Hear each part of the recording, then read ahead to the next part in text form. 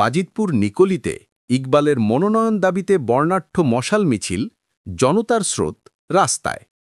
বাজিতপুর ও নিকলি উপজেলায় বিএনপির ধানের শীষের সম্ভাব্য প্রার্থী শেখ মুজিবুর রহমান ইকবালের মনোনয়ন ঘোষণার দাবিতে শুক্রবার সন্ধ্যা থেকে রাত পর্যন্ত বিভিন্ন স্থানে বর্ণাঢ্য মশাল মিছিল অনুষ্ঠিত হয়েছে।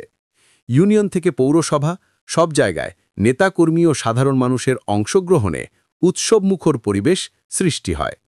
দিনব্যাপী আলোচনা, স্লোগান আর প্রস্তুতি শেষে শুক্রবার সন্ধ্যায় প্রথমে বাজিতপুরের সরারচর ইউনিয়ন বিএনপির উদ্যোগে বিশাল মশাল মিছিল বের হয়।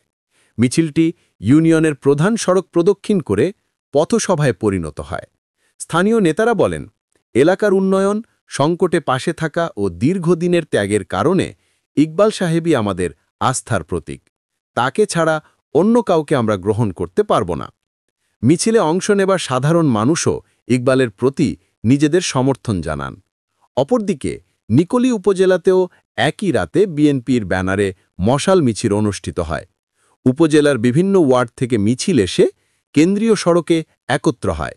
রাস্তা জুড়ে মশালের আলোয় চারদিকে সৃষ্টি হয় উৎসবের আমেজ। স্থানীয় নেতাকর্মীরা দাবি করেন, এলাকার মানুষ পরিবর্তন চায়, আর সেই পরিবর্তনের নেতৃত্ব দিতে পারবেন ইকবালই। এছাড়া বাজিতপুর পৌরসভা, দিঘিরপাড়, হিলচিয়া, সরারচর সহ বিভিন্ন ইউনিয়নে একযোগে আরও কয়েকটি মশাল মিছিল অনুষ্ঠিত হয়েছে। প্রতিটি মিছিলেই অংশ নেন দলীয় নেতাকর্মী ছাড়াও হাজারো সাধারণ মানুষ। যুবদল, ছাত্রদল ও স্বেচ্ছাসেবক দলের নেতারা দলীয় পতাকা ও মশাল হাতে নিয়ে স্লোগানে স্লোগানে পুরো এলাকা মুখর করে তোলেন। স্থানীয় রাজনৈতিক বিশ্লেষকদের মতে, ইকবালের পক্ষে এমন গণজোয়ার প্রমাণ করে তিনি তৃণমূল নেতাকর্মীদের কাছে গ্রহণযোগ্য এবং এলাকায় তার জনপ্রিয়তা ব্যাপক। অনেকেই মনে করছেন, দলীয়ভাবে ইকবালের মনোনয়ন এখন সময়ের দাবি হয়ে দাঁড়িয়েছে। মিছিল শেষে বিএনপির স্থানীয় নেতারা বলেন, এটা শুধু একটি মিছিল নয়, এটা জনগণের চাওয়া, কর্মীদের দাবি ও তৃণমূলে ইকবালের জনপ্রিয়তার বহিঃপ্রকাশ।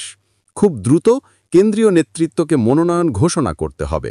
শুক্রবার এসব কর্মসূচির মধ্য দিয়ে বাজিতপুর নিকলির রাজনীতিতে নতুন তীব্রতা যোগ হয়েছে। নেতাকর্মীদের দাবি, এই গণজোয়ারই প্রমাণ করে আগামী নির্বাচনে ধানের শীষের পক্ষে শক্ত অবস্থান গড়ে উঠছে।